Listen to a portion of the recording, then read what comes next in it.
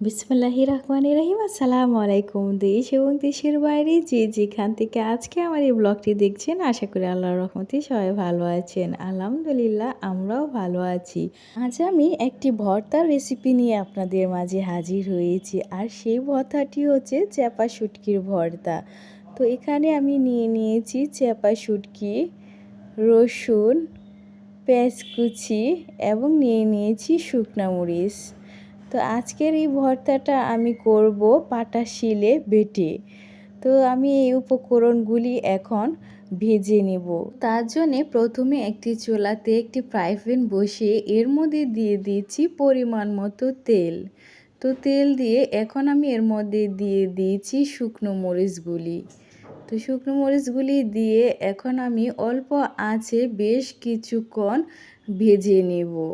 তো অল্প আঁচে ভাজলে শুকনো মরিচের ভিতরে যে বীজগুলি আছে তো সেগুলিও ভাজা হয়ে যাবে।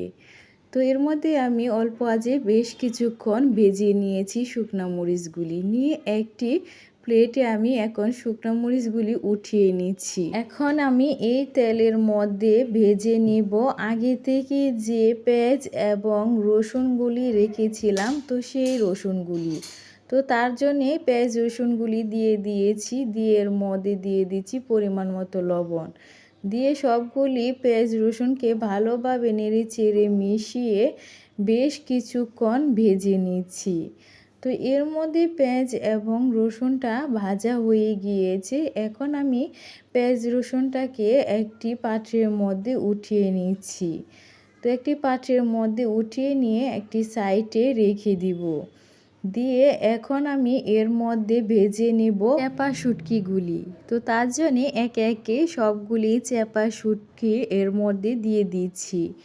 দিয়ে এর মধ্যে অ্যাড করছি পরিমাণ মতো লবণ।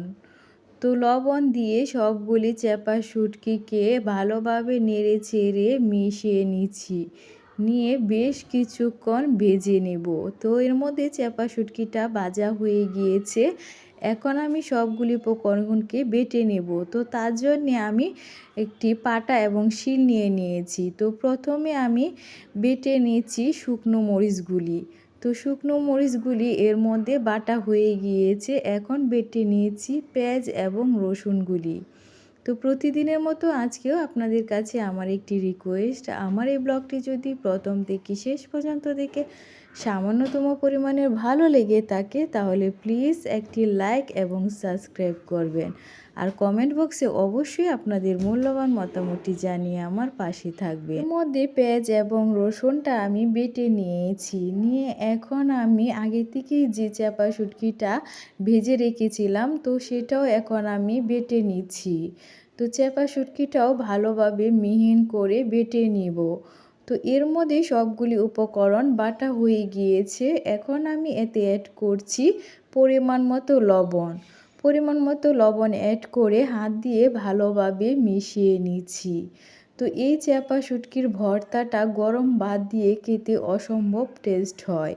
তো আপনারা বাসায় অবশ্যই এই চ্যাপা শুটকির ভর্তাটা একবার ট্রাই করবেন। আশা করি আপনাদের কাছেও খুবই ভালো লাগবে। এই ভর্তাটা দেখতে যেরকম লোভনীয়, খেতেও মাশাআল্লাহ অনেক টেস্ট হয়। তো আজ ভিডিওটি এখানেই শেষ করছি। সবাই ভালো থাকবেন, সুস্থ থাকবেন এবং আমাদের জন্যও দোয়া করবেন। আল্লাহ হাফেজ।